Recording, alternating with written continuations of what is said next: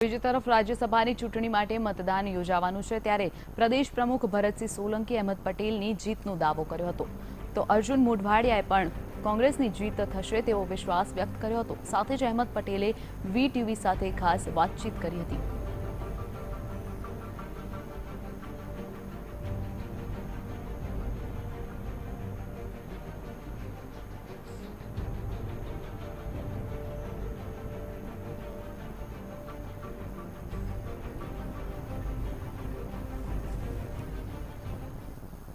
કતલની રાત અત્યારે ચાલી રહી છે। કતલનો છેલ્લા 12 કલાક છે। છેલ્લા 12 કલાકમાં તમે શું એક્સપેક્ટેશન રાખો? કોંગ્રેસનો જ્વલંત વિજય થશે।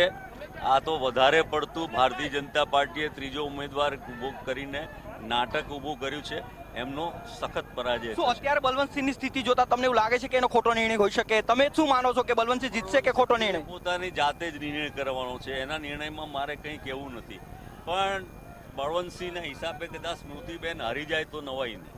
ખાસ કરીને જે 7 ધારાસભ્યો છે હજી સુધી કોંગ્રેસમાં છે, એના વોટ નિર્ણાયક સાબિત થશે, એના માટે તમે પ્રયત્ન કર્યા છે, શું કરશે? 44 ધારાસભ્યો વત્તા બીજા 4 48 અમને વોટ મળવાના છે અને અમારો વિજય નિશ્ચિત છે। એનસીપી અને બીજા નલિન કોટડિયા બધા જ